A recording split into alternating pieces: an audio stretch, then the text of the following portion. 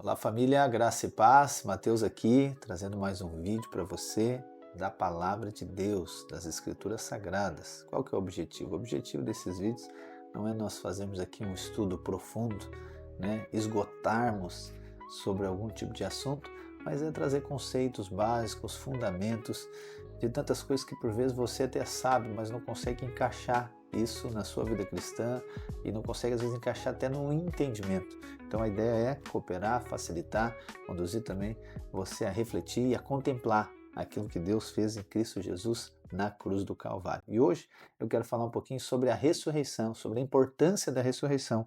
E para isso eu quero ler com você lá em Romanos, capítulo 4, a partir do versículo 18, diz assim: Abraão, esperando contra a esperança, creu para vir a ser pai de muitas nações, segundo lhe havia sido dito: assim será a sua descendência.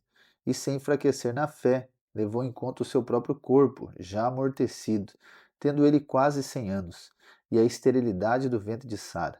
Não duvidou por incredulidade da promessa de Deus, mas pela fé se fortaleceu, dando glória a Deus, estando plenamente convicto de que Deus era poderoso para cumprir o que havia prometido. Assim, também isso lhe foi atribuído para a justiça, e as palavras lhe foi atribuído foram escritas não somente por causa dele, mas também por nossa causa, visto que nós igualmente nos será atribuído, a saber, a nós que cremos naquele que ressuscitou dentre os mortos a Jesus, nosso Senhor, o qual foi entregue por causa das nossas transgressões e ressuscitou para a nossa justificação. Até aqui, gente, olha só que texto poderoso. Eu, sou apaixonado por Romanos, sou apaixonado por essa epístola, porque ela nos traz, esse aspecto da obra consumada, da cruz, das implicações da cruz em nós. Então a profundidade é maravilhoso, E falando sobre a ressurreição, eu li o contexto inteiro aqui, mas o foco é esse final, o versículo 25 diz que Jesus então ressuscitou, ou melhor, Deus ressuscitou Jesus para a nossa justificação. Você sabe que justificação quer dizer ser aceito. Então eu e você fomos aceitos por Deus por conta daquilo que Cristo fez. Então vamos lá, nós recebemos a justiça de Deus. Lá no início do capítulo 4, isso vai nos mostrar que, diz Paulo, que Deus justifica o ímpio. Então nós fomos justificados nessa nossa impiedade, na nossa condição de pecado. Então fomos aceitos por Deus e recebemos a justiça de Cristo agora. Então isso tudo quer dizer que nós somos justificados. Só que aqui Paulo ele traz a questão da ressurreição. E eu quero aqui chamar a sua atenção para nós refletirmos aqui sobre esse aspecto. O que a justificação tem a ver com a ressurreição? Você sabe que nós fomos aceitos por Deus por conta de Cristo, por conta da obra de Cristo. E a ressurreição, ela é uma espécie de conclusão da obra, é uma espécie de conclusão do plano de redenção. Então, aqui, essa questão de morte e ressurreição, a gente pode separar elas aqui para compartilhamento, para entendimento, para estudo, mas na verdade elas fazem parte de uma coisa só. O plano de redenção está ligado com a morte de Cristo, mas está ligado com a ressurreição. Se não houvesse ressurreição, essa obra não seria completa. Por quê? Porque a ressurreição é uma espécie de garantia, é uma espécie de selo de que de fato nós fomos aceitos. Mas não é ainda sobre nós, é sobre Cristo. Então a ressurreição é a garantia que Deus aceitou o sacrifício que ele mesmo oferece para si. Lá no Antigo Testamento havia um homem chamado Arão, você lembra, Arão foi colocado por Deus como sumo sacerdote. E o sumo sacerdote, ele participava de um ritual em um dia específico, chamado Dia da Expiação. Aquilo lá já é uma analogia daquilo que acontece em Cristo. Tá? Então, o sumo sacerdote é Arão. Lá em Hebreus, nós vamos ver que o sumo sacerdote, na verdade, ele é Cristo. Então, Arão, no dia da expiação, ele entrava, era o único dia que ele entrava no Santo dos Santos, lembra do tabernáculo? Então tinha o átrio, o lugar santo e o Santo dos Santos. No Santo dos Santos tinha a Arca da Aliança, E a arca tinha uma tampa chamada propiciatório. Era onde o sangue era aspergido. Mas vamos lá. No dia da expiação, era o único dia que Arão podia entrar no Santo dos Santos, somente ele podia entrar. Então, antes dele entrar, antes dele fazer o ritual para o povo de Israel, que esse era o objetivo no dia da expiação, um sacrifício que purificasse o pecado de toda a nação, ele precisava primeiro fazer um sacrifício por conta dos pecados dele, por conta dos seus erros, das suas falhas. Então, ele tinha que purificar a si mesmo. A partir dessa purificação de si mesmo, ele vestia uma roupa e então agora ele iria fazer o sacrifício para a nação de Israel. Então haviam dois animais, dois bodes, né? Um bode é chamado de bode emissário, que esse era enviado para o deserto, apontando que Deus então leva os nossos pecados para longe. O outro animal, ele era sacrificado. O sangue, né, desse animal, vamos focar aqui no sangue, o sangue desse animal era levado pelo sumo sacerdote até o Santo dos Santos. Lá no Santo dos Santos, esse sangue era aspergido na tampa da arca, que era chamado propiciatório. E ali o texto vai dizer que Deus então vinha ter ali comunhão, ali Deus vinha ter com aquele sangue. Então, quando Deus vinha ver aquele sangue, Deus então aceitava ou não aceitava aquele sangue. Se Deus aceitava o sangue, ok, os pecados daquela nação estão perdoados durante um ano, ok? E aí no próximo ano teria que fazer o ritual de novo.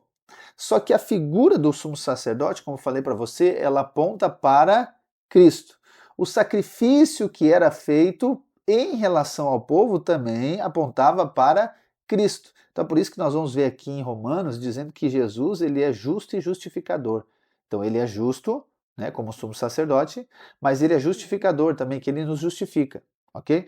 E aí vamos lá. Só que o que acontecia? Se o sumo sacerdote entrasse lá no lugar santo, ou melhor, no Santo dos Santos, e ele não tivesse purificado, ele morreria. Por quê? Porque Deus não tem comunhão com o pecado. Então, o que a história fala, né? A Bíblia não cita dessa maneira, mas a história dos judeus contam que quando o sumo sacerdote entrava lá para fazer esse sacrifício, o povo ficava numa espécie de expectativa para ver se ele voltaria. Por quê? Porque se ele volta, é a garantia que Deus aceitou. Se ele fica, quer dizer que Deus não aceitou ou o sumo sacerdote ou o sacrifício. Alguma coisa deu problema, né? Quando passou ali, né, uma espécie de raio-x, não, aqui tem pecado, aqui eu não posso aceitar. E aí o povo então não era perdoado, ok? Mas, então, quando entrava o sumo sacerdote lá, para dentro do Santo dos Santos, ficava essa espécie de apreensão, esperando ele voltar.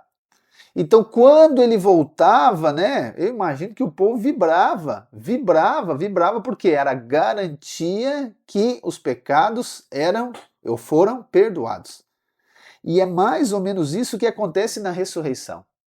Quando Deus ressuscita Jesus, é a garantia que o sacrifício foi aceito. Não somente Cristo como sumo sacerdote, pegando essa analogia do Antigo Testamento, mas o sacrifício também era perfeito. Ele foi aceito e então Jesus não podia ficar na morte. Por quê? Porque ele não tem pecado. E aí Deus o ressuscita. E da mesma maneira que o povo de Israel vibrava, ficava feliz, vamos dizer assim, com a volta do sumo sacerdote, é assim que nós devemos ficar, vibrantes, celebrando a Deus e a Cristo, porque a ressurreição, ela garante que nós somos totalmente, plenamente perdoados e por isso nós somos aceitos por Deus. Então é por isso que Paulo diz que ele ressuscitou por conta da nossa justificação. Aí tu imagina agora se Jesus não ressuscita, qual que é a garantia que nós temos que somos perdoados? Qual que é a garantia que nós temos que somos aceitos? Porque Jesus é o nosso representante, ok? Ele nos representou. E ali então agora nós temos a garantia, né, por conta da ressurreição, que nós somos justificados pela fé, que nós somos perdoados. Então quando você ficar em dúvida, ou ainda debaixo de condenação, de acusação, por conta de pensamentos malignos, lembre da ressurreição. Não é o seu sentimento, não é a sua obediência e nem a sua conduta que garante que você é aceito por Deus. O que garante que você é aceito por Deus é a ressurreição de Cristo. Obviamente, eu estou falando para você que crê, você que identificou com a morte e com a ressurreição. Amém, irmãos? Então, a ressurreição, ela é poderosa. Eu poderia aqui, enfim, falar tantos outros aspectos da ressurreição, mas esse é talvez o mais fundamental. Tem o outro aspecto é que nós agora também fomos ressuscitados com ele. Lá em Efésios 2, que nós estávamos mortos, mas ele nos deu vida.